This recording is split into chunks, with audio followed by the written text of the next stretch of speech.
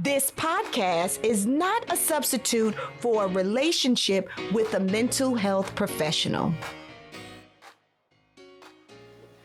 Okay, and now you are ranked. Where you ranked at? You doing well? You did it in 8 years. You said. What's the ranking? What is it called? Let's be clear. Class. Okay, so you sergeant first class. Yep. Okay. Tunnel vision. I love the way you said. Wow. You found a support system that would lift you up when your mood was low, whatever. Okay.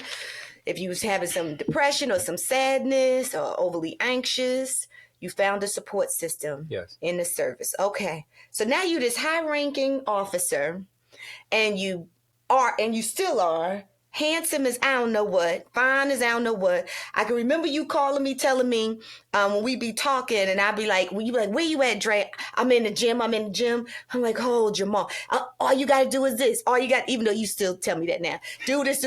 And then I'm like, well, where you at? What you doing? We would FaceTime each other. And you was like in the gym, like lifting. I never did that. I never did any of But you was like, Never did that. Or you was on the floor like, Never. like always, right? So Absolutely pretty much not. you always been very physically fit, really buff. At your highest, what was you pushing? I would say I was. Is it called lifting? I was about 190. I was benching 315. You was benching 315, meaning if you had a human on you. No, it's chest. So that's laying down. Laying down. So if a human being you could push him up off you, up and down, if he weighed 315 pounds. Yes. Wow. Squatting about 400 pounds. 400 pounds. And deadlifting about 315. I squat 35 pounds. Oh, no. Why are you laughing at me? I wasn't. I was laughing. I'm happy about life. Oh. Yep, I'm so happy to be here. Okay. No. But wait, hold on. I was going to say that's the bar in the back that I squat. Right. But both sides is 35, so I'm really squatting 70, right? 70, which is closer to 400. And that is great. Thank you very much. Yeah, you're doing good. All right, now that's what I wanted to know. All right. So boom, you strong, you successful, you huge. But then one day, I called you called me because you was in Germany. And you said to me, we're going to hit the boom. But you said to me, I said, what you doing? You said, I'm eating KFC. I said, why you eating KFC? You was like, shh, Dre. You was like, I haven't been eating. You said, I've been trying to eat. That's what you told me. You said, but I think the food has so many preservatives or whatever they got in it that it's just messing up my stomach. You was like, and I literally can't I can't eat that food on base. So now I'm just like using my money. I'm overspending and I'm just eating everything every day off base because like I'm losing weight and my stomach is hurting. So that was our conversation. Yep. So I'm like, oh, okay. You introduced me to who you were sitting with, whatever. So that was the thing. So from time to time, of course, we check in. I love you. I send you a love. Okay, I love you, this and that. I want to write you. Nope, don't write me yet because I didn't get here yet. You was real strict with us about the rules. Don't do this yet. Don't do that. It's going to get lost in there. So then all of a sudden, I'm just going to tell y'all, on March the 30th, 2023, I get a call at 3:23 a.m. I get this call, middle of the night, as a mother, when that phone ring in the middle of the night, everything drops through to your toes. Like, you instantly wake up, even though my phone is on vibrate, okay? So I wake up and it's a call from Jamal. So you call me and you like, Dre, and I'm like, what's going on? And you said, I'm in the hospital.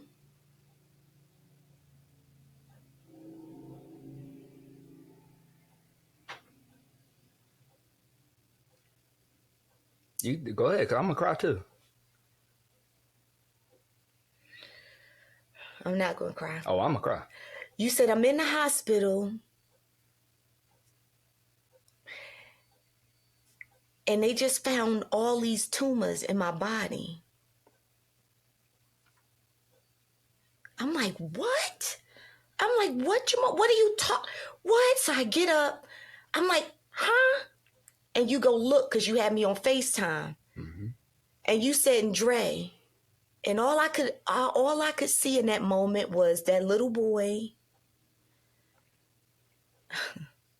Just that little boy, like a little face, like this masculine man. And I'm not talking about, how you presented yourself, because you presented yourself as a man.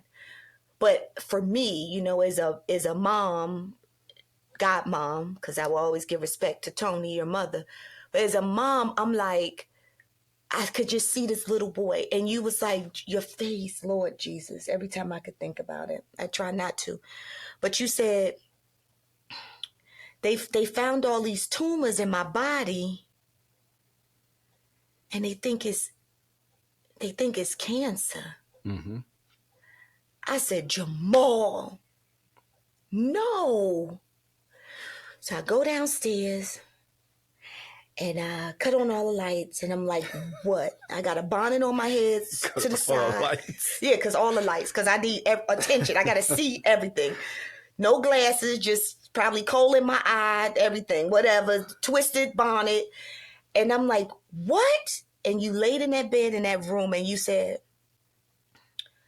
Dre, you said, the doctor's going to call you because he wants to tell you, what's going on. I said, Jamal, it can't be. What are you talking about? You said, Dre, I don't know if you told me 35 pounds. I lost 40 pounds in 2 weeks. So go ahead, tell your story. Yeah. So it's a story to the story. We ended up in Europe. We were at Grafenwehr, Germany. I got there. I went a little bit earlier than everybody else, kind of got everything set up. And we got a mission set that I won't talk about because I don't know how public it is at this point, but we started running really hard. Every day was I'm already a 4 a.m. gym guy. I'm in the gym at 4 a.m. From 4 to 6, I work out by myself. I do PT with my soldiers from 6:30 to 7:45. And then I'm at work from 9 until finish. And so we running hard. We building ranges. We getting vehicles. We getting our vehicles good. We doing all these things. And through all of that, I was starting to have some stomach issues. But again, can-do attitude. It's probably just a stomach bug. What I'm eating just got here. Whatever. I'll deal with it in due time. Y'all remember? Okay, remember his mother. Absolutely. I'll just deal with it on my own. Remember his wrist. I'll just deal with it on my own. Okay, here we go again. It's playing out again. I'll just deal with it on my own. Lord Jesus. Yep. And so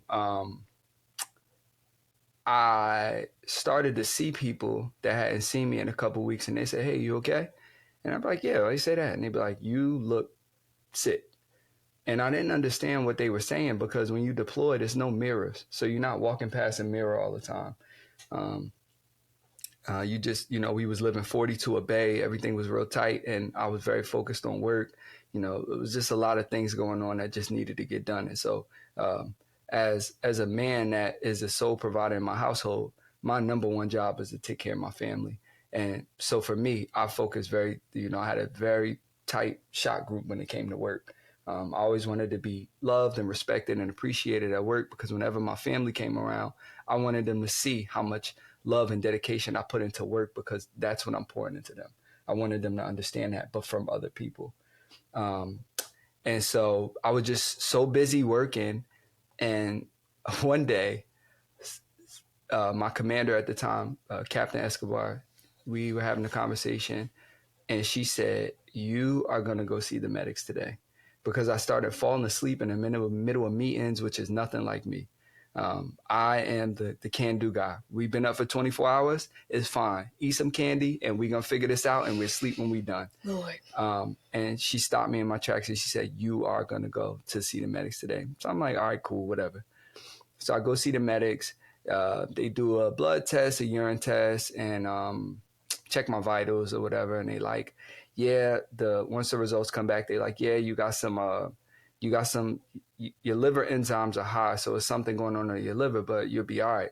And it came back in the blood work that I was anemic. And so me, can-do attitude, I go to the PX, the post exchange.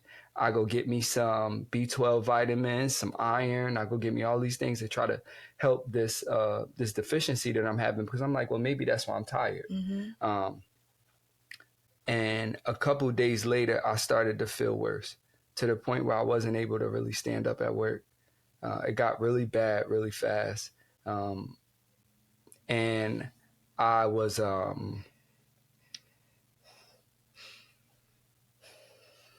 while she crying, I'm gonna make a joke. I was trying to fight cancer with B12 vitamins. I had no idea. So I go back to the medics. Now they send me, I get blood work done again and a stool sample, but they say everything's normal. And so I'm like, well, maybe I'm just being weak. Maybe I'm, upset. I'm missing my family, and maybe I'm just allowing myself to have a moment of weakness.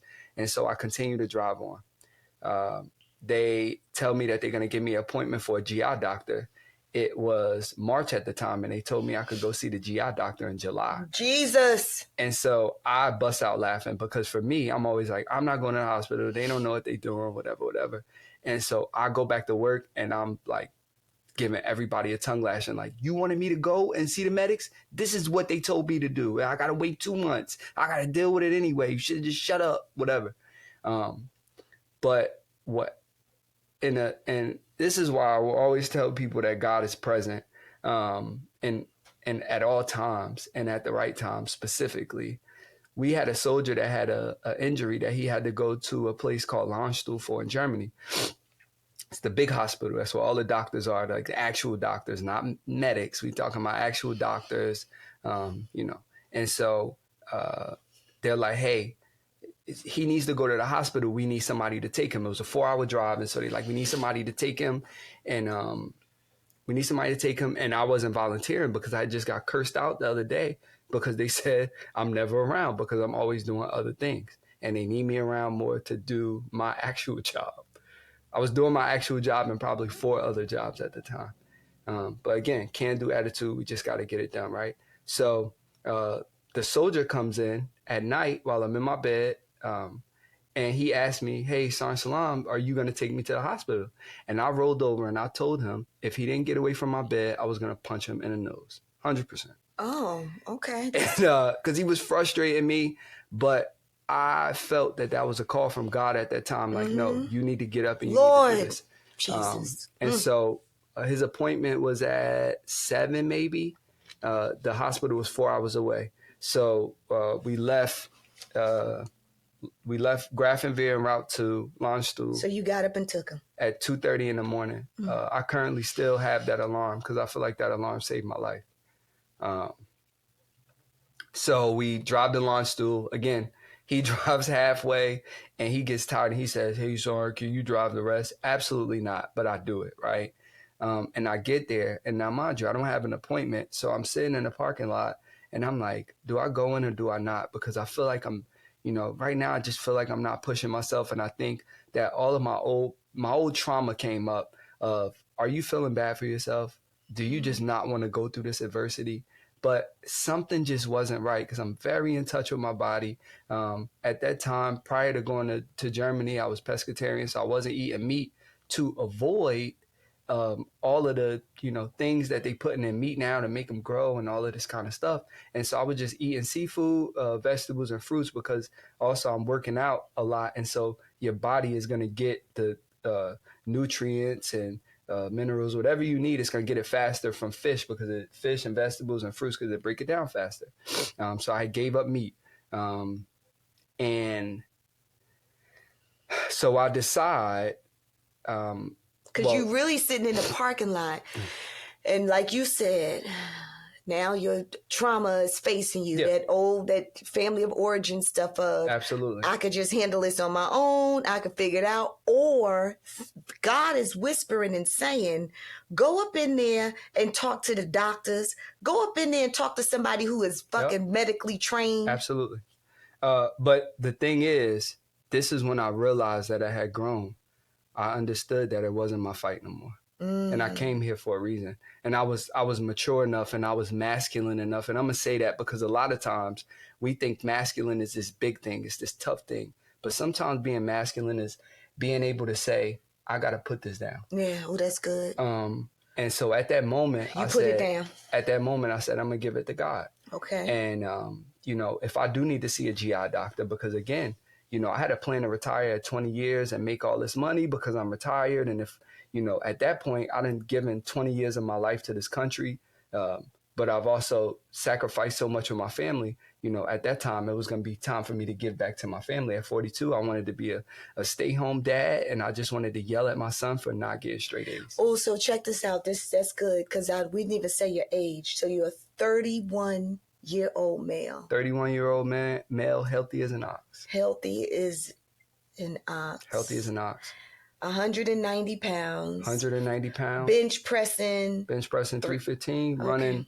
running a 5 mile in under 40 minutes. And in this moment, you had lost, in 2 weeks, you lost how much? 40? Lost 40 pounds. Lord Jesus, 40 pounds. So you had the emergency room doors, you're sitting outside, yep. You got your soldier inside. So you make the decision, thank the Lord, to go in there. Absolutely. And to go through the emergency room. Absolutely. For your stomach. Yep. Walk in the emergency room, get a mask, because still wearing mask at that time. Mm-hmm. See the lady at the front desk, give her my ID card. I'll check in. They get me in the back. They like, what's the issue? I'm like, I'm having some stomach issues. I don't really know what's going on, but they told me I can't see the GI doctor until July. So if this is an emergency, he's here, I'm here. And if this is an emergency, he's going to have to see me now. That was my train of thought. I'm thinking about a GI doctor. Mm-hmm. So I give a urine sample, I do a blood test, and same elevated enzymes come back. And there's the emergency room doctor. He says, send him for a CAT scan because I want to rule something out. And I go for the CAT scan. Me and the nurse, we click. He from New York City. So, you know, we trash talking and, you know, we having a good time.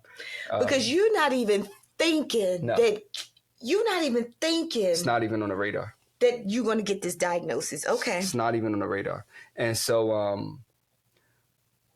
I go get the CAT scan. 10 minutes later, he comes in the room. He opens the door, puts his head in the door, looks at me, and then closes the door. Very weird. I almost called security. And I decided not to. So I just sat there and I waited. And the nurse comes in and the doctor comes back in. And me and the nurse had been vibing. You know, it was good vibes. We was laughing, talking about food. I told him he sucked because he's from New York, you know, whatever. And he's very serious. Like his face straight, almost like dark-skinned guy. He almost looked like a little pale, like he looked scared. And I was like, this is very weird. So again, I'm thinking about calling security, fight or flight mode at this point. And I don't want to fight nobody. And so the doctor comes in and he's asking me all these questions.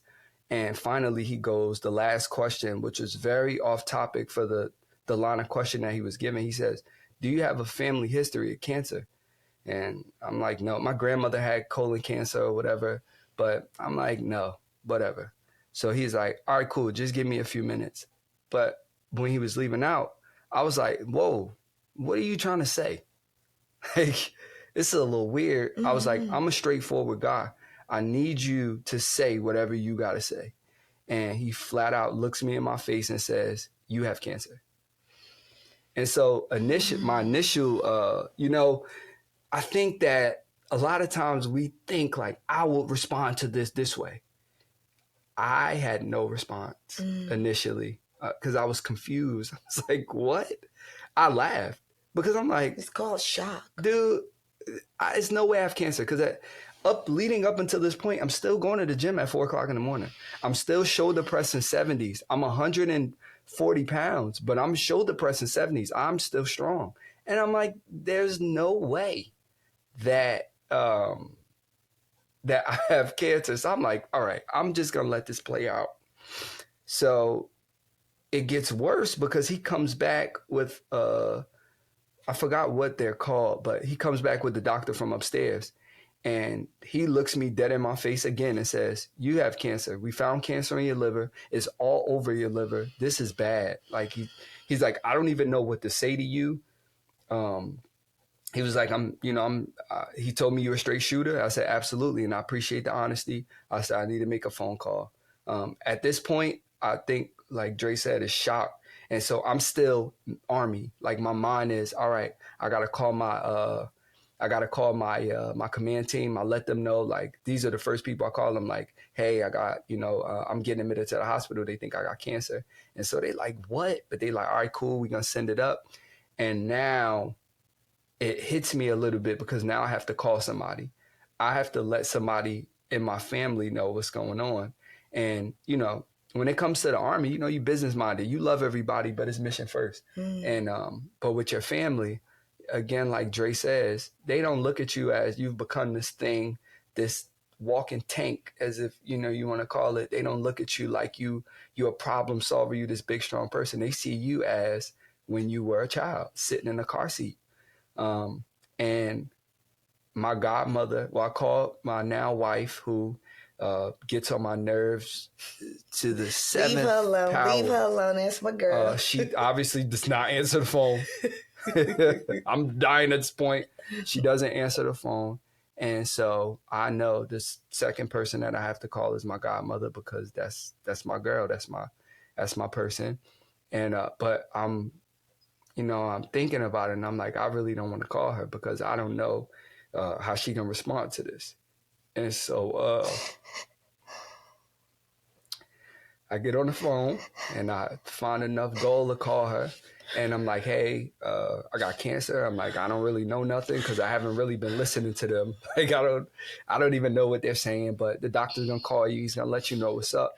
And the conversation is very matter of fact. It's very like, hey, this is what it is. This is what's happening. Because and like she said, I think I was in shock. I had no idea what to do. I didn't know what, so call her. My godfather, if anybody knows her husband, he is the most emotionless man you ever met. But when I called, he sat up out the bed and was like all in the phone. And, that's when I realized, like, this probably is a little serious, because he usually doesn't react to anything. And so I finally get on the phone with my wife. I talk to her, I let her know, very matter of fact again, hey, I got cancer. I don't know much because I'm not really listening to them, and I'm not smart enough to know these words, but the doctor's going to call you and he's going to explain it to you. I felt that it was best that the doctor call them and give them all the information that he could, as opposed to me misstating something or saying something that was wrong, because in my mind, I'm trying to soften this up. I'm trying to soften the blow for them, if you will.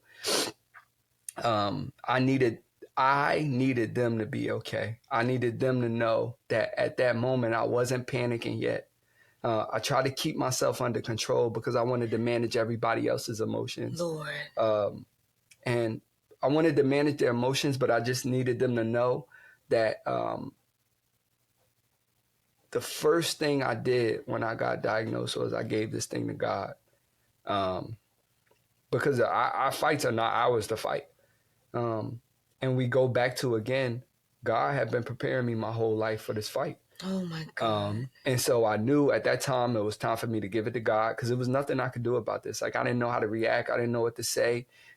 There's not a lot of information out there. Like you didn't get on Google, how do I react to getting diagnosed with cancer? And nothing came up. So I had no idea what to do. And I stayed still for probably about 2 weeks. I didn't really have any emotion towards anything. I didn't know how to feel. And so I think I didn't allow myself to feel, because I had to stay in control, because I didn't want them trying to fly to Germany. I needed them to know I can handle this right now. And it was, looking back, I was in a bad place. I was in a horrible place. I'm sure you had to have been in a bad place. I mean, for anybody. But, to your point, how you would imagine somebody else that had just gotten this diagnosis, you would imagine, and even if it were you, that you'd be hysterical, like, what? And crawling on the floor and screaming. and that was not your, like, you said it like it was nothing. Like you had a moment, if we're gonna be real. 100%. But be real.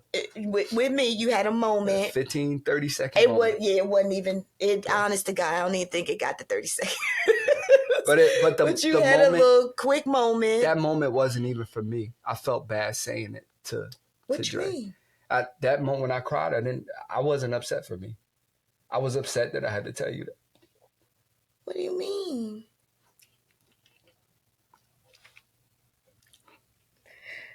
What do you mean? You know, I had gotten so used to coming with good news. I'm getting promoted, having a baby, I'm making good money, I bought a house, you know, that me having to say that to you because I knew what it was going to do to you. Let me get myself together. I knew what it was going to do to you. I knew how you were going to feel. And I knew that you was going to feel powerless in the situation because I was in Europe. So even if you wanted to get up in that moment and drive, or get up in that moment and get on a flight, you couldn't. And so that moment wasn't for me. I wasn't crying for myself. I had already been diagnosed. It was what it was. It was nothing I could do for myself in that moment. You know, they're not going to start chemo that day. They won't start radiation that day. They won't start medicine that day. It was nothing I could do for myself, but I felt bad having to say that because I knew that I was, you know, kind of shifting the weight. I was giving some of my weight to you and to everybody else, but and it had to happen. It had to happen, and it's okay. But in that moment, I just felt I didn't want to. I didn't want to. I needed to tell you, but I didn't want to. And so it was hard for me. It wasn't hard for me to hear it. Because for me, I'm going to accept whatever and I'm going to do what I got to do. But it was hard for me to say to you, you know, I'm in a bad place right now. And you know what you said? You said, and I'm alone. Mm-hmm. Yep, I was by myself. You said, Dre, they just diagnosed me with this. And at that time, it was like, this is what they think, but it wasn't like a hardcore diagnosis. And then you said to me, which is what I was feeling, you said, and I'm alone. Oh my God, that just ripped my soul to pieces. Yeah. Because if I could have been there, I would have been there. Yeah. And I knew that. And I knew that. I think that's why I cried, because I didn't want you to, you know, you've always been there. And so I knew that you not being able to be there was going to cause there was a thing. But I think that me kind of just being in this moment where I'm like, hey, this is what it is. I think it just softened it a little bit because I felt like I didn't place you in a state of panic because I was panicking. I think that... Yeah, you wasn't panicking. Yeah, I think that you understood that it was like, okay, this is bad, but he's okay. You know, you could be it's okay to not be okay. Right. Well, you know what? I will say this, right? I mean, for me, right? Just like, I think for me, just the person that I am, right? And how I respond to trauma and tragedy, you know, as a psychotherapist, right? I probably have a different way of looking at things, right? And like connection, like to God, just how I see connection to God and our purpose for being here. But I will say to you right now in this moment that you said that, I wasn't hysterical at that moment. And what helped me probably was that you wasn't hysterical. Because had you been like crying and rolling all over the bed and shit, no, really, literally, I would have been screaming, Tariq, we got to get out of here, get my stuff. Like, so that probably would have. So the fact that, like, we stayed in constant communication, you know, you kept me updated, like, you know, you gave me permission to speak to all the doctors and the doctors, because you know me, I went into go mode. All in the business. Like, all in the business. She telling the doctors, well, y'all need to do... so that it was, honestly, now that you say that, Marley, like the fact that you weren't hysterical, because like you said, I don't even know if that little cry lasted 30 seconds, okay? And then you was kind of like matter of fact, and you kept me updated, like you could literally talk to me, we could talk, and so That probably did help me until it was business. you got to me. Yeah, it was Or business. well, I got to you, but we met up. What was that? 2 weeks after that? Yeah, and so okay, so I get the diagnosis. Boom. I don't want to stay too long in this again. But, Yeah, go ahead. Just go where you want to go. Excuse me. But I meet this guy. I get contacted. My unit chaplain signs me up for Wounded Warrior program, and I meet this guy. And at this point, I'm tired of talking to people. The highest enlisted ranking person in my battalion, as soon as he found out I got diagnosed with cancer, he was there. Meant so much to me. Command Sergeant Major Thacker from 163 Armor, great guy. Drove up that night and was there with me and for me until I left the hospital. 4 hours. All the platoon sergeants in my organization, Sergeant First Class Valvano, Sergeant Wheeler, Captain Escobar, Sergeant Sly, they all came up to see me, and they came up with the unit chaplain. And they, we fast forward, but they brought the chaplain, and the chaplain's, I'm in there making jokes. This is all a joke to me at this point, because who gets cancer? Like, I'm in the middle of my life. I'm 31. Yes. Thriving. What is going on at this point? Thriving. And so now it becomes a joke. And so we laughing, and my commander's in the corner crying because she can't take none of this. And so the unit chaplain, he comes and he's like, y'all brought me up here to talk to him. Like, he thinks this is a game, but it's genuine. Like, he's good. And I was in a good space because I felt love. I felt love from my support system that I had from my family, and I felt love from my support system at the Army. Very thankful for that, and that's why I wanted to say their names, because it was very important to me. They were great, and still are great to this day. But he signs me up for Wounded Warrior program, and I meet this guy. Well, this young lady contacts me, and she's talking to me, and I'm like, yeah. She's like, oh, we're going to come see you today. I was like, yeah, okay. I really don't want you to, but whatever. And with her comes this guy. His name is Will. His last name is escaping me, and I'm so sorry. Will works for Wounded Warrior, and he's from Brooklyn. And so me and her are having a conversation. He just jumps in the conversation. You from Jersey? Yeah, and you're from Brooklyn. I'm sorry. We having a conversation. We're going back and forth. We arguing about who pizza is better. Regular stuff. And I think nothing of it. I just met this guy, a great guy. I run into great people all the time. I like to rub elbows with good people. I think God does that. You just, you attract the energy that you are. Great guy. So fast forwarding, I do all these tests, whatever. And it's time for me to get transferred from Europe to where I'm going to start my treatment at Fort Sam Houston, Texas. At this point, I find out I have stage 4 cancer. I had no idea that. So cancer goes from stages 1 through 4. It usually takes about 2 to 3 years to go from stage 1 to stage 4. And so I had been fighting cancer with no drugs. I had no idea. All of these things that we talked about that I accomplished, I was fighting cancer, and I had no idea. Jesus. But again, the tools that God put in my bag allowed me to carry on the life decisions that I made, exercising, running. I was running 13 and a half miles every other day, and 7 on the days I wasn't running 13 miles. And, I was just so focused on life and living because I had finally found my foothold at 29 years old, and I was thriving, and I just wanted to be in it. But, I didn't really have any real symptoms of what you would think cancer is. You think cancer is going to sit you down, but I didn't. And, so for two to 3 years while this cancer was going from stage 1 to stage 4, no medication, no nothing. I'm going to my regular doctor visits, and they like, hey, you good? Because if you don't specifically test for cancer, it's not going to come up on a regular blood test panel. And so I meet this guy, Will. It's time for me to go home and, start my chemo. And he's like, I want your family to be there with you.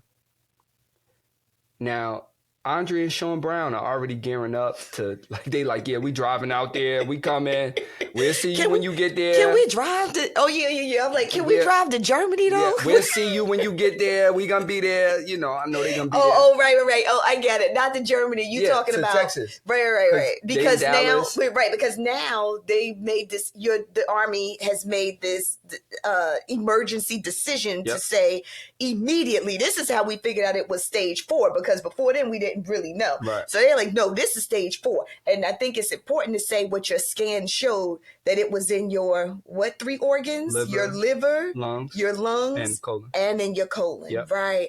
And so 3 places, okay? Yep. And so they were like, you need to come home. You got to go now. Like you need, that doctor, when he came back on Monday, right? Mm-hmm. The hospital said, oh, no. Ain't no, because they was going to send you back to base and you was going to, no, send him home now. And so then that's when you on your way to Texas. And so a quick admin note, I was about 2 weeks away from not being able to receive chemotherapy. So they would have sent me home and told me, hey, this is your diagnosis and that's it for you. And I pretty much would have just been waiting to die. Lord. And so I am 100% thankful for any day past March 30th, because I could have died in Europe. I could have never seen my son again. I could have never seen my wife again. I could have never seen anybody that I wanted to see again. And I would have died doing what I thought was important, which was providing for my family. And I'm going to be honest, I would have been 100% okay with that. In my spirit and in my feelings, I wouldn't have been, but I would have known that's how I would have wanted to go. What you mean? I would have been okay. You know, for me, it's just, I always wanted to be a dad, but I never wanted to be a dad. I wanted to be a daddy. And daddy is the affectionate term for me. You call it, daddy is like, you love that guy. And so for me, I was okay with my son knowing that I left to provide a life for him and his mother, and that something happened, a complication happened, and it ended my life. And I would have been okay with that because that was my priority at the time. At that time, in that moment, before I got cancer and I started to understand the bigger things in life, providing was my number one. I'm with you. I'm tracking. Providing because I wasn't my number one thing. And so I would have been okay if I couldn't. Had I closed my eyes and we didn't know and I just didn't wake up, and I would have woke up somewhere else and actually, had a presence of mind, I would have said, I died doing what I love most. Okay, so you're talking about, let's say if you was at war. Yes. And if something happened in the army or whatever, you felt like death would have been purposeful. It's fine. Yeah, because I'm just going to let y'all know, we also had issue with him going back to, because he was in recruit and doing well, and then he decided to go back and to deploy, right? And we were all this was November. Yep. And you said, nope, I'm gonna do it, Dre. And I'm like, Jamal, because we didn't say this, but you have a 2-year-old son. Yep. So he had a 2-year-old son. My life and my son. Yes, and his wife. And I'm like, Jamal, you can't, no, you got to stay. Nope, Dre. And he was uber focused on this goal that he had, because he had a goal of retiring at a certain time. He wanted to make a certain money to provide for his family, and for schooling and everything. So he had this goal. He had tunnel vision. And he wasn't listening. So, okay, anywho, yeah, so I get it. So that's what you're saying. So, but through that process, then March the 30th, right? Yep. After that November deployment was when you get this crazy diagnosis, which brings us back to here. And so now you're saying it's time for you to come get some treatment. Oh, absolutely. Please go get treatment. That's what that doctor said. Get him out of here. Yep. Which was, even, and you was talking about Tariq and I saying we was about to drive, because you were talking about Will with Wounded Warrior. And when they gave you your place where you'd have treatment was in San Antonio, Texas. We're in Texas. We when, what day? Because we want to be there. And see, because at this moment, you ain't got to tell us to celebrate you and be there when you deploy. This is... coming home to a party now. Now you get it. We didn't know about. Well, we now didn't I'm not coming back. I can't with you. We didn't need to know about the culture and what was supposed to, because we just knew like our son was sick, and I don't care how we need to get to him, touch him, take care of him. I mean, we even told you come home, like come to the house. Come to the house. Yeah. And I will tell you, I probably should let you wouldn't care. But I said to him, and my husband, Tariq, his godfather, said at the time, like, no, he need to come here. Like, bring him to this house. Why would he go there? Like, let him come here and get treatment here. And I'm like, yeah, Jamal, come here. Like, you could stay here. And he's like, yeah. He's like, what you say? You said something like, when I was a kid, he said, yeah, when I was a kid, and y'all would always keep offering for me to come there. I was running from there, whatever. Yeah. Now I do want to come there, but I got a whole family that I need to bring with me. Too many people. Too many people need too much space. It's a lot going on. I said, bring them too. Come on, we're going to do this. Yeah. So, okay. So then you have this crazy flight. Okay, but just real quick, you gotta highlight Will. Oh yeah, Will, please. Will steps in and says, yes. I want your family to come see you. So I'm like, okay, whatever. And he says, no, but we are gonna pay for it. I'm like, what? You got this stuff for me? And so he's like, yeah, we want to pay for your family to fly. Now I'm super uncomfortable with that. Like, I'm like, no, like we making our own arrangements. He like, no, this is what this is here for. You are gonna let me fly your godparents and the mother of your child and your child. I'm going to fly them to Texas. Wow. They're going to Texas. And I'm like, okay. So I write it off. He says, give me your godmother's number. So I give Will her number, and Will reaches out to my godmother, and I wake up in the morning and she's telling me that he booked flights, and Will was amazing, and he was a breath of fresh air. He really took a lot off of my shoulders because we didn't have to find flight arrangements for everybody who wanted to be there for me at the time. Yeah, but listen, not only Will, it was also... So Evan comes in later. Yeah, Will was the initial push, and then he sent it to Evan, and then Evan was the one that reached out. Because, so let me just say this. Let's get it all clear. Yeah. I never spoke to Will. Oh, okay. Yeah, I know, because you was sick, right? With your So I never spoke to Will. Okay. I spoke to Evan. Right. So Evan was the one who called me. But when he called me, because he was like, yeah, this is going on with Jamal. We know that he's coming here. He was like, so are you guys planning on coming? I'm like, absolutely. Whatever time, like we going to be there. Whenever he touches ground, we're going to be there. And so he was like, well, listen, he made connections with my boss. My boss, Will. And he said, and through their connections, Will told me that you guys don't have to worry about a thing. He said, so nope, don't you drive. He said, don't. I said, you sure? I said, no, we good. And my husband in the background, shut up and listen to him. He said he go take it. I'm like, no, we good. Like, we getting ready to drive down there. And so he was like, no. You don't have to drive. He said, we're gonna fly you down. You and your husband. He said, and when you get here, we're going to provide you a rental car. He said, and we're going to provide you a place to stay while you here.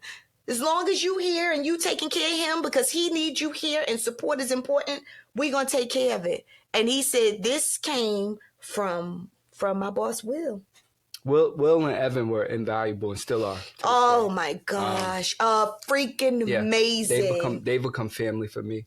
Amazing. Amazing support. Shakima, which is my wife, missed her flight. He booked another flight. Yes. It was crazy, but they made sure that I had my support system was in place. Did. And it was amazing because I didn't want to see anybody. But when I did see them, I kind of after not seeing my son for 6 months, it was already emotional for me. But, coming back and having this diagnosis, I'm like, all right, cool. Like, I have to start to calm down and let people help. And, and so Will and Evan, thank you so much. Will and Evan, thank you so much. Were and still are invaluable in this process. And I'm so thankful for them and for Wounded Warrior for helping us get together. But boom. Okay. So we skipping forward, everybody's here.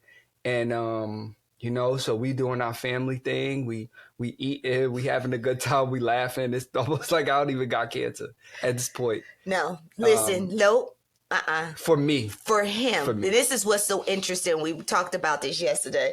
Is his perspective, where he was and where we were was totally different. Everything was a joke for me. So for him, because that's his defense mechanism. Yeah. But for us, hell no. We were acting like it was okay because it was, and God says it's so. And we are here, but trust me, like, you know, we getting by ourselves. We like, what the... Just scared, literally shitless, like scared shitless. And that's just the truth. That's for all of us.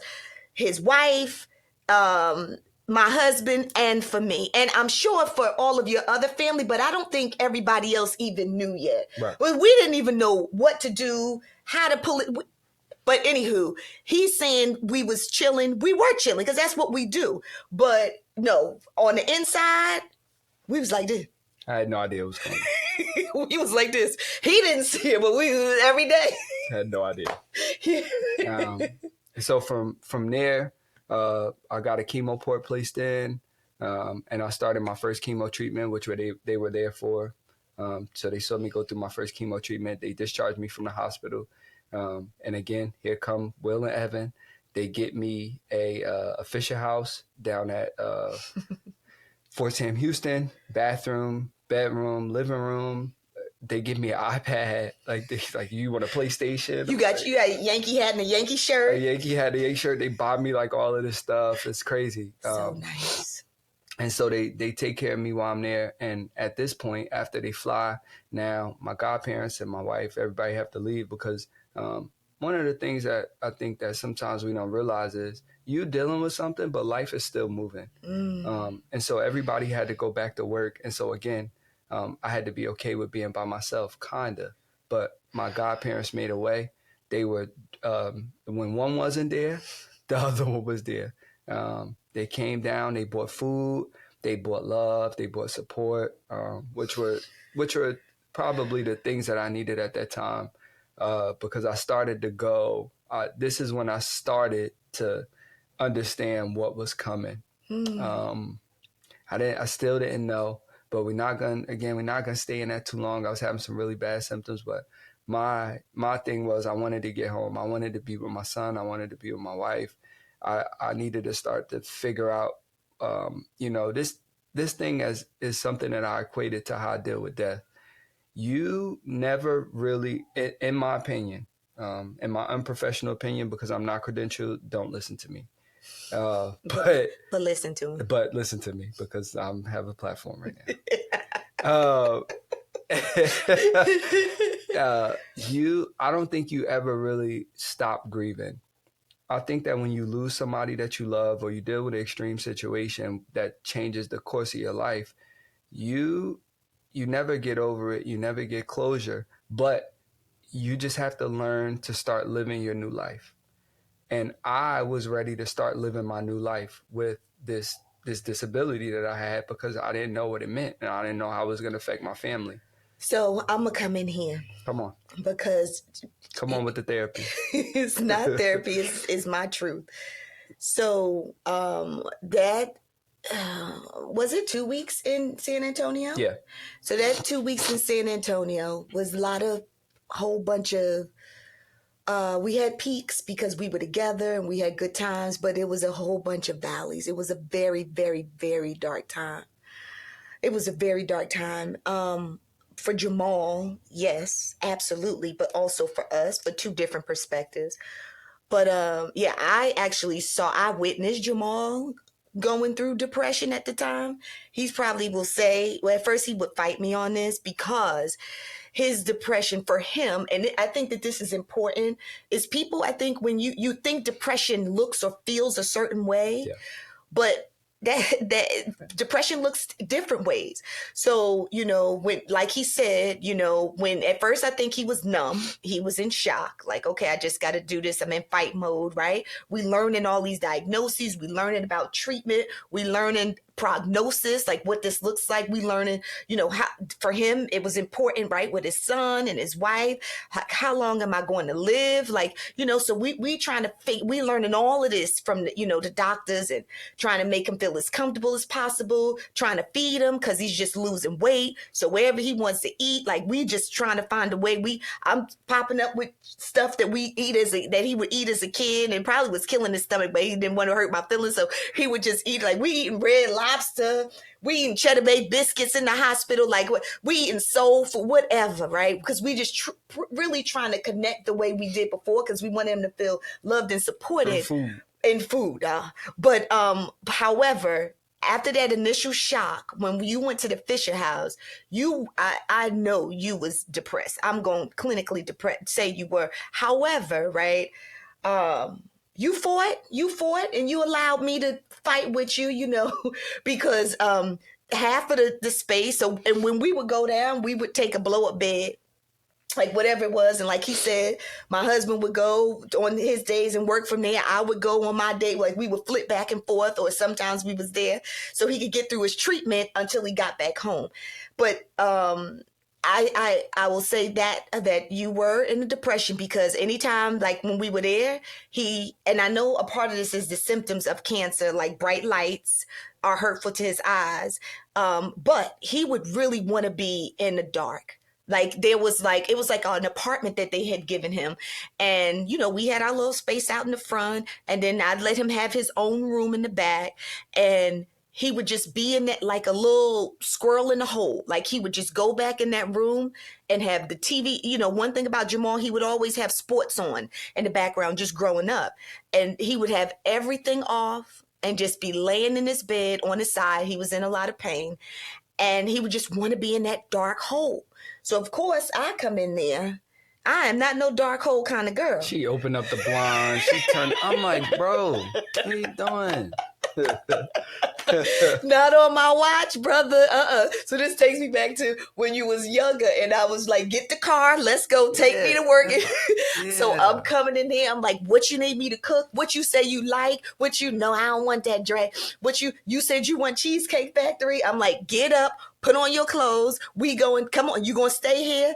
So I would push him, because he would just lay in that bed, in that hole. I'm like so I was like, listen, I'm gonna let you be in the dark in the back.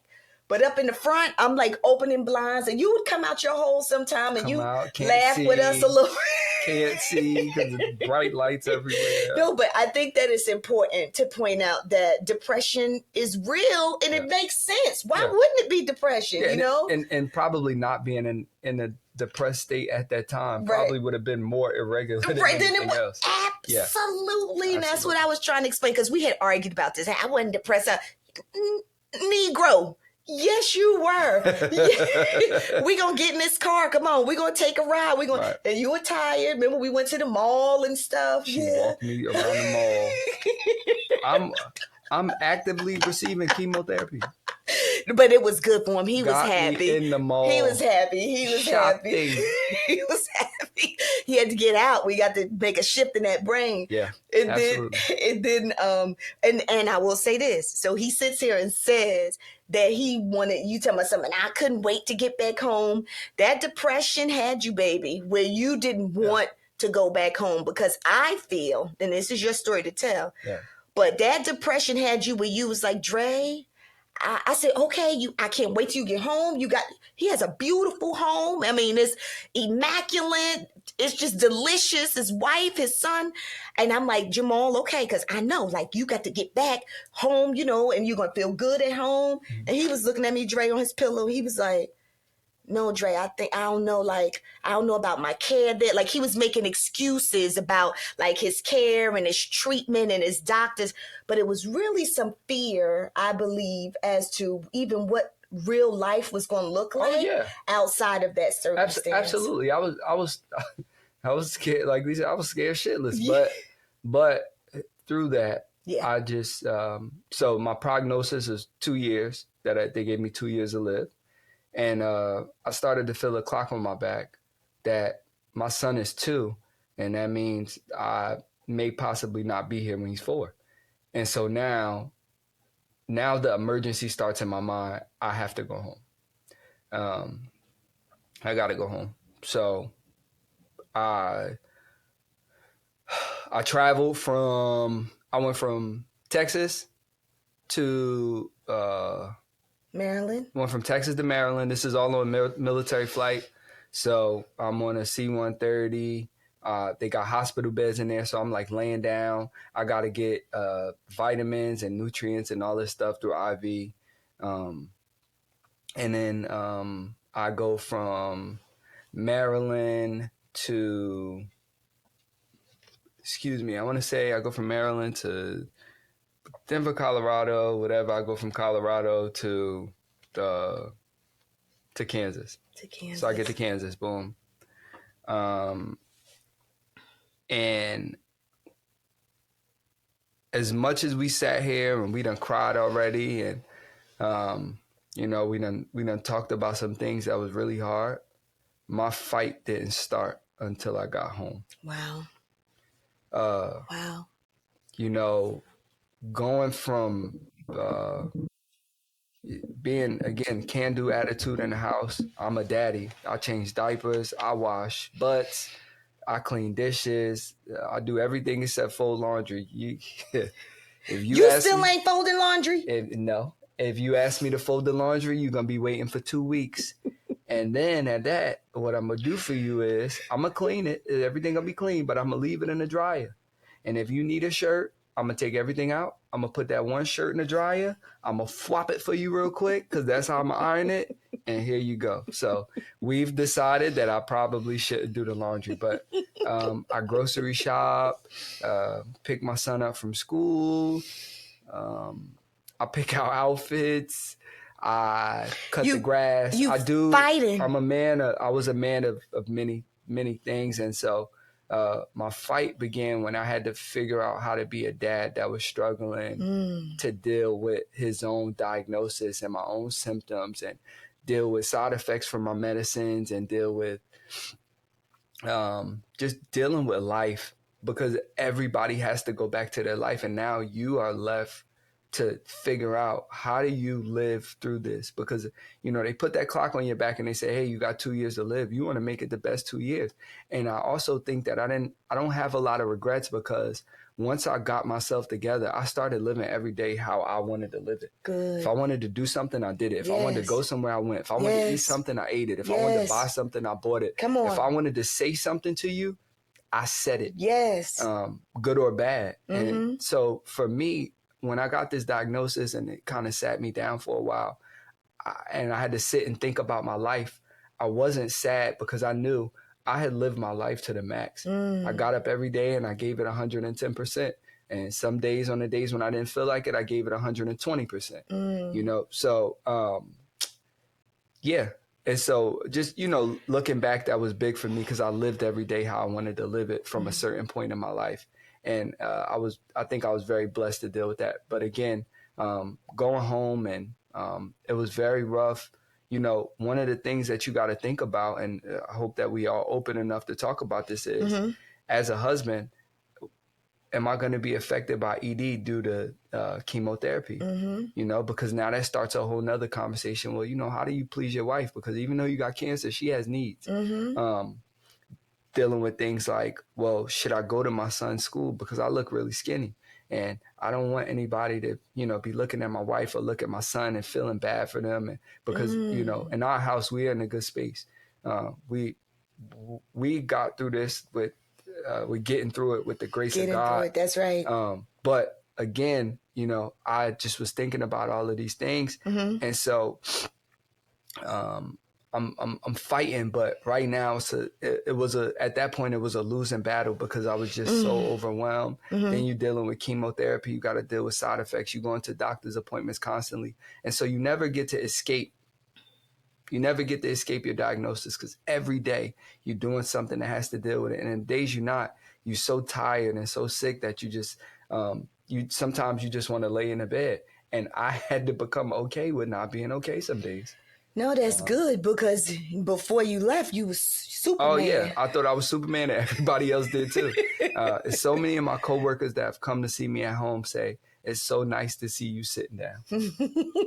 So used to me not sitting down. Well, and I am going to say this, that you are definitely going to live longer than some damn 2 years. And we hopeful. No, we are. We working. You are fighting, and I'm Absolutely. proud that you are fighting. Absolutely. So yeah, so that's why every time you say 2 years, that doesn't make me cry. Yep. Like all the other stuff made me cry because I know that God has the last say, Absolutely. and like He does, Yeah. you know.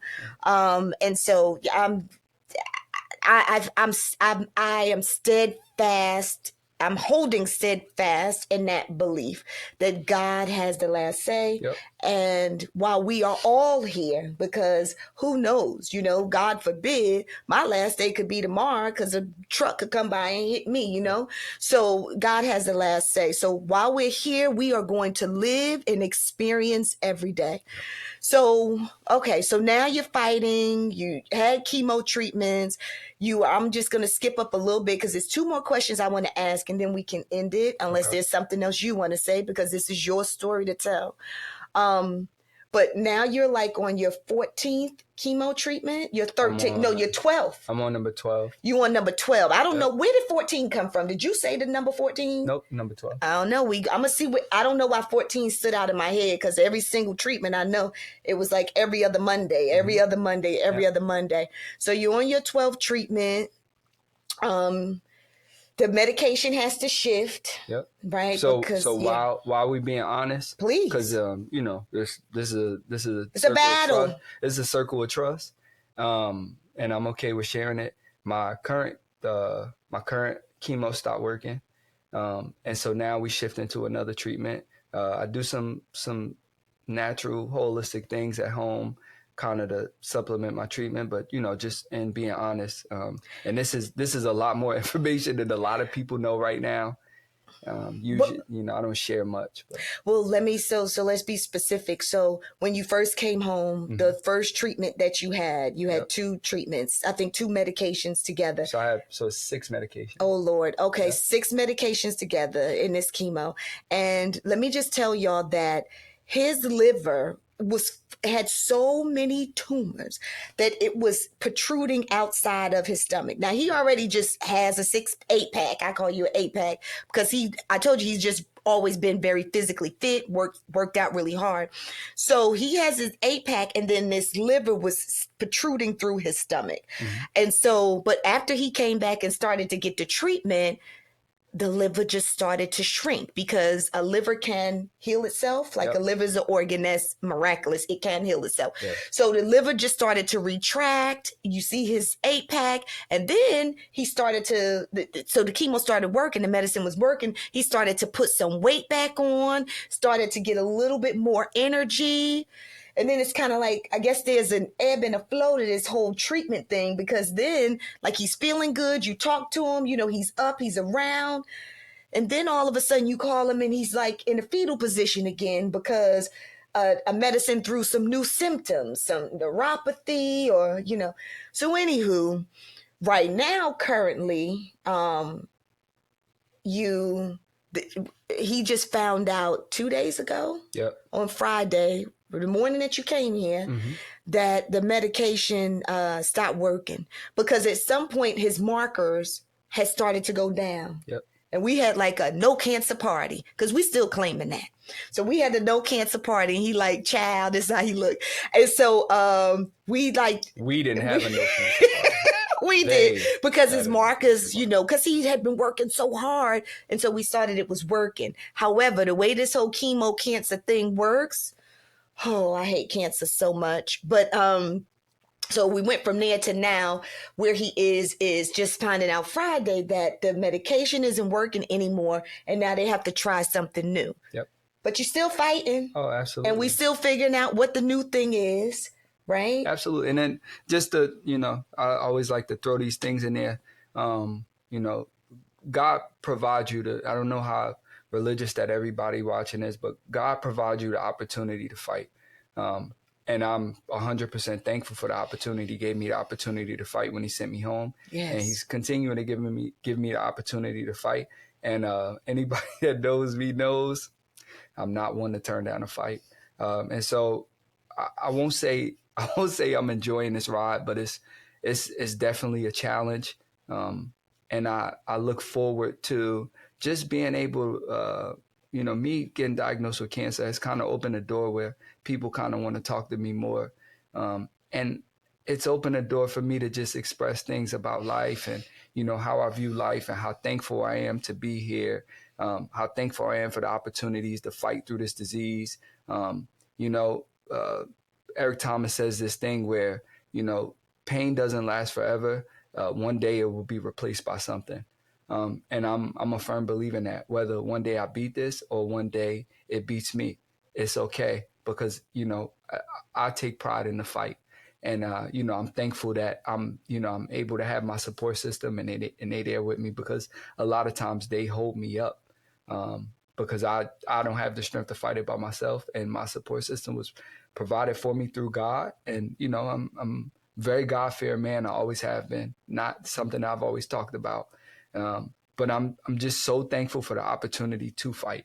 That I take great pride in, taking care of myself still, and making sure I make my chemo treatments, even though I usually don't want to go and I complain while I'm walking in. I complain while I'm getting the treatment. But again, I'm thankful for the quality of life that has given me because now it's one more day I get to be a dad. It's one more day I get to be a husband. It's one more day I get to be a son. I just take it a day at a time. And, I'm 100% thankful for that. I'm thankful for the fight. I've been fighting all my life, to kind of bring this full circle. You never know what God is preparing you for. God been preparing me for this fight my whole life. I do believe that your life is written down. I think that you end up exactly where you're supposed to end up because again, it's not really our life. We just a vessel for God. And so for me, I ended up exactly where I'm supposed to be. And I know a lot of people that wouldn't have taken this like this. And, sometimes I wish I would have got chosen to fight this battle, but whatever it is, I think that we taking it on and we doing what we can and we still living life. We still love life. We still happy. And I'm happy to be here and I'm still happy. Like I said, I'm gonna say this until I'm blue in the face. More than anything, I'm grateful for the opportunity to still continue to be a father. It's so good. Okay, I think that might be it. And what I would say is for all of the family and friends who have reached out to me to ask me, what's up with Jamal? What happened to Jamal? How is Jamal? Let me know where Jamal is. It's not my story to tell. Nope. But today you get to hear Jamal's story. This is Jamal's story to tell. Because, just the person that I am, I understand I understand that my story is my story to tell. I don't want nobody else telling my story. Absolutely. So that's for anybody out there who ever wanted to know that. Andrea's going to tell her own story and say what she needs to say. So you don't ever have to speak for me in that way. And so I'm going to respect people in the same way and, respect people's privacy. So doesn't matter to me. I mean, plenty of people. I mean, people even in my life was like, how's Jamal? What's Jamal? How's Jamal? None of your business. I didn't say that. But honestly, I didn't even answer because to me, any answer was an answer, Right. Yeah. So reach out to Jamal. Then there's what comes next. So where is he? What do you have it? Like, I just can't. Ask me something else and I'll give you an answer. But this is life altering. Yeah. Not not only for him, but for his son, for his wife, for his mama, and for me. Like, this is life altering.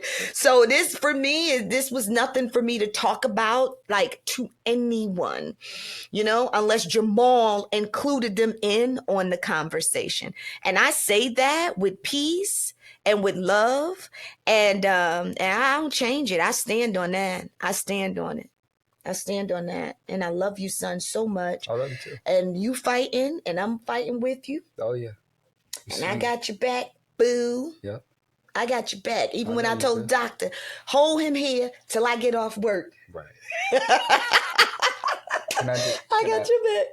Yeah. Yeah. So I'm done. Yeah, I you just want to finish say it. one thing. So I want to just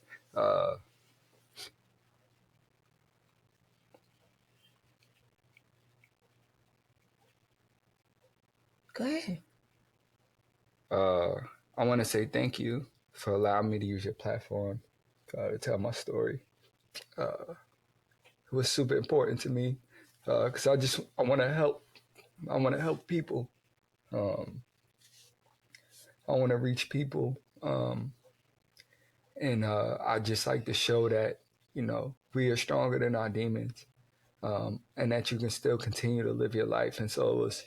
I think you know how important it was for me to finally talk about this, and for me to talk about it with you. It made it special for me. So I just want to say thank you. Uh, just want to say thank you. And just look here now. I want to say thank you to everybody who, for lack of a better term, I allowed to be there for me initially, that I trusted to, not only take care of me, but take care of my business. That was very important to me. I didn't want this out until I wanted it out. Not that I was embarrassed about it, but I just think some things come in due time. And so, want to say thank you to all those people. I already thanked all the platoon sergeants from my organization, my command Sergeant Major Thacker. I want to say thank you to Staff Sergeant Buffington, who was my non-medical attendant, took great care of me. I don't know how I would have got home without him. Buff took great care of me. So thank you, Buff. I love you, bro. I love you forever. I just want to say thank you. And I just want to say to anybody watching this that, even though we crying, we happy over here. Yeah, we are. We love life, and we are. We living it together, and we getting through it. And this just for me was just, I wanted to just kind of open up about it, and I wanted to talk about it, and I also want to tell men that think like myself, go to the doctor. That you are the best asset to your family. We a lot of times we want to bring money and put money in a house, but you can't put money in a house if you're not there. And then I also want to, my last thank you, I want to say thank you to the Army. The Army's taken great care of me. I don't know any other job in the world that will provide me the opportunity to get my chemotherapy and spend time with my family. I'm probably going to retire at 100%. I'm going to get paid for the rest of my life, however long that is. And when I pass away, it'll go to my son. And, I'm 100% thankful for that. That organization changed my life. And, for anybody that's thinking about it, and I never push Army, I never push college. If you're thinking about it, get the information. It changed my life for the better. I met some great people, met great mentors. First Sergeant Retired Mills, Master Sergeant McDaniel, First Sergeant King, Sergeant Major Fryer. So many people that I can name. Lieutenant Colonel Sanchez, First Sergeant Major Crew, Captain Hawkins. All of these people that I met, and they just had this impact on my life, and it got me to where I am. And so I just want to say thank you. I want to say thank you to everybody, but mostly to you. This is my girl. And it just made it special to be able to share my story today with her. So I just want to say thank you.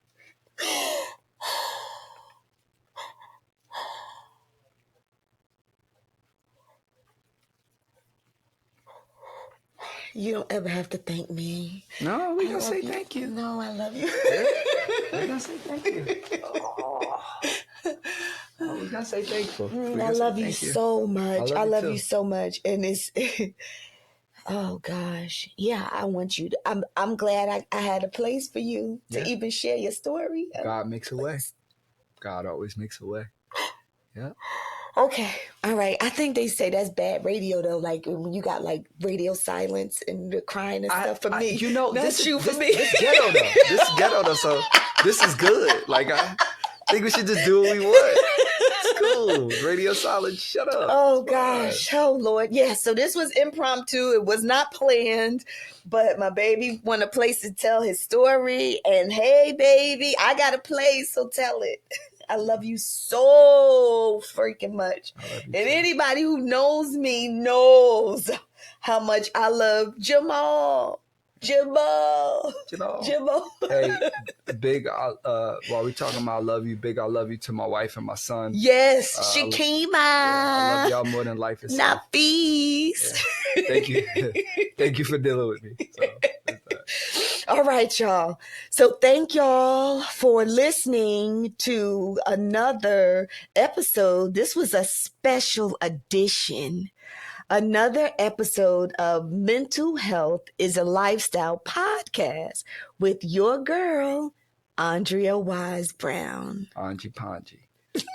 They don't call me that. Jamal. They don't. I'll see you guys on the next episode. And please share this episode.